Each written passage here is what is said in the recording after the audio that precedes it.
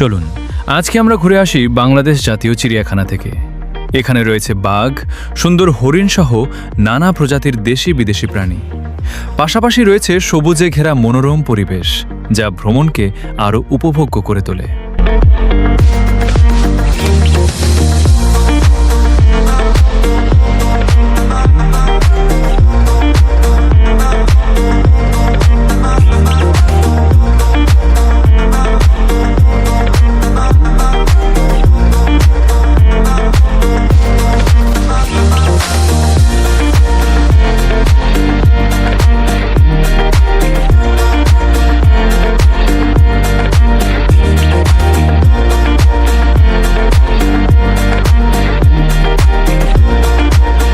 তাহলে আর দেরি না করে চলুন ভিডিওর একদম শুরু থেকেই আমাদের এই ভ্রমণ শুরু করা যাক।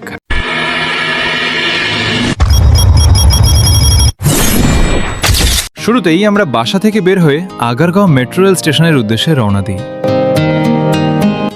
কিছুক্ষণ পর আমরা আগারগাঁও মেট্রো রেল স্টেশনে পৌঁছে যাই। এরপর মেট্রোতে করে মিরপুরের দিকে যাত্রা শুরু করি। অল্প সময়ের মধ্যেই আমরা মিরপুর 1 এলাকায় এসে নামি। এখানেই রয়েছে সোনি সিনেপ্লেক্স। তারপর সেখান থেকে একটি রিক্সা নিয়ে বাংলাদেশ জাতীয় চিড়িয়াখানার উদ্দেশ্যে রওনা দিই।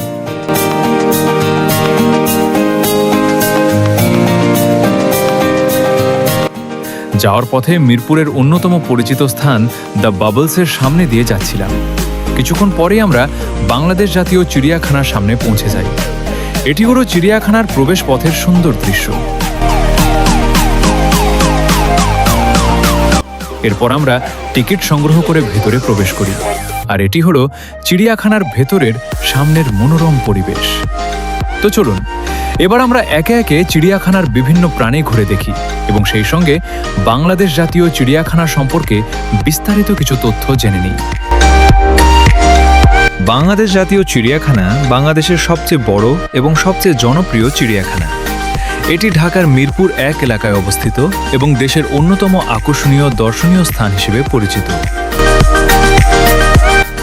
1974 সালে দর্শনার্থীদের জন্য উন্মুক্ত হওয়ার পর থেকে এটি শুধু বিনোদনের স্থান নয়, বরং বন্যপ্রাণী সংরক্ষণ, গবেষণা এবং জনসচেতনতা বৃদ্ধির ক্ষেত্রেও গুরুত্বপূর্ণ ভূমিকা পালন করে আসছে।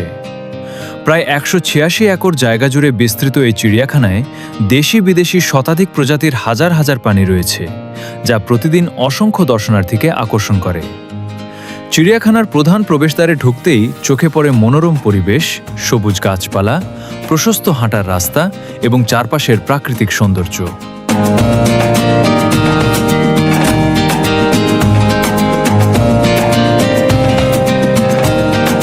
পুরো এলাকাটি এমনভাবে সাজানো হয়েছে যাতে দর্শনার্থীরা স্বাচ্ছন্দ্যে ঘুরে ঘুরে প্রতিটি প্রাণীকে কাছ থেকে দেখতে পারেন।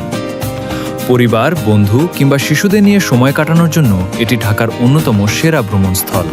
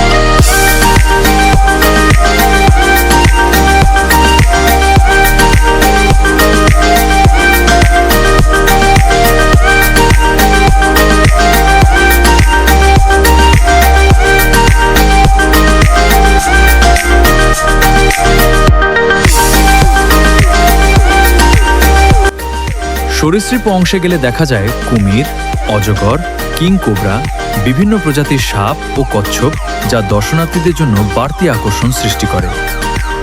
চিড়িয়াখানার ভেতরে বিভিন্ন জলাশয়, বিশ্রামের স্থান, ছায়াঘেরা পথ এবং সুন্দর প্রাকৃতিক পরিবেশ ভ্রমণকে আরও আনন্দদায়ক করে তোলে।